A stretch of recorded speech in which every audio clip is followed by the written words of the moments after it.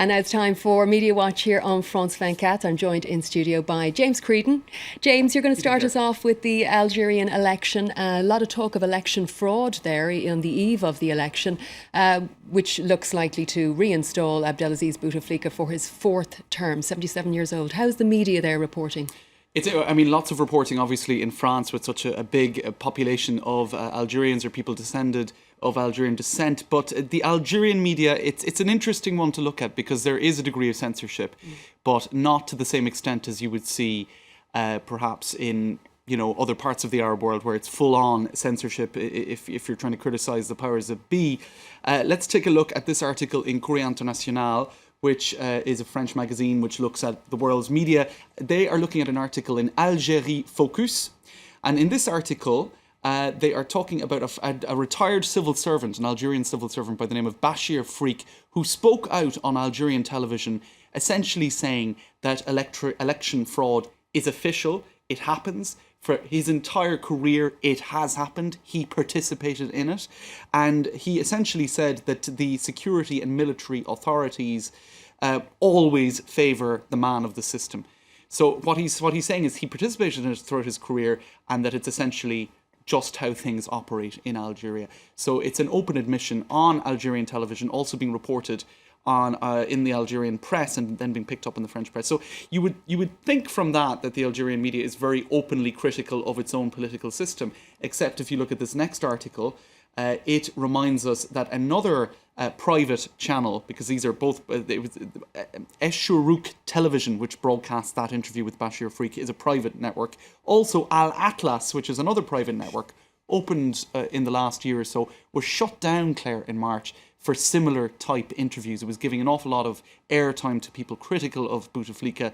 The station was shut down. What we saw last month was videos such as this one going up online. The newsroom at Al Atlas Television making a public plea on the internet for awareness and for these sort of activities to stop.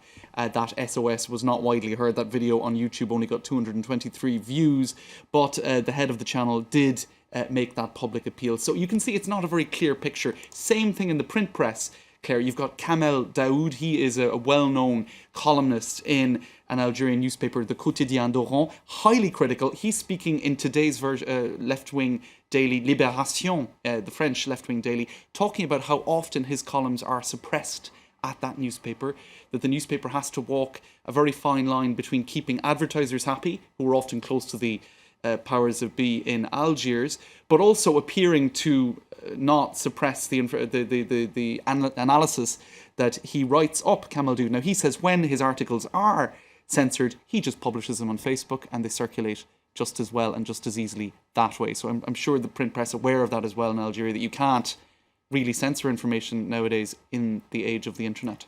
You can understand why voters, though, are so disillusioned and talk of boycotting on a large scale from this poll. Now, a well-known cartoonist is making hay. That's right. This is Dilem. He's very well known for anyone who follows the Algerian news. He is often extremely critical, satirical images such as this one. Now, what he's doing in this image, Claire, from the last week or so, is comparing Bouteflika, who has had serious health concerns in the last year or two, to the missing Malaysian Airlines jet, essentially saying that he's giving off signals of life, but missing in action, so to speak.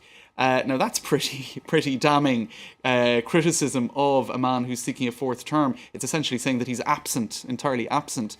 Yet he gets to publish cartoons like that on a regular basis. But there was a cartoonist who was before the courts last month for similar type drawings by the name of Jamel Ghanim. So again, as with the television channels, it's a mixed picture. But Abdelaziz Bouteflika's Facebook page has had a lot of likes over recent days. Calls of fraud there too. Well, absolutely. 429,000 likes on his Facebook page. It shot up in the last few weeks, Claire, with a surprising number of likes from people based in Turkey. A lot of people saying that is probably because you have these like farms, you see, companies where you can buy your likes, right? Some journalists do that. Don't, you don't. But anyway, some do. In any case, Abdelaziz Bouteflika, clearly his people are buying a few likes in Turkey. I mean, I hasten to add, it's not confirmed, but it's at least probable. Well, they probably won't be voting, but Right. he likes to have their likes anyway. He likes to have their likes, exactly. James Creedon, thank you very much. Thanks.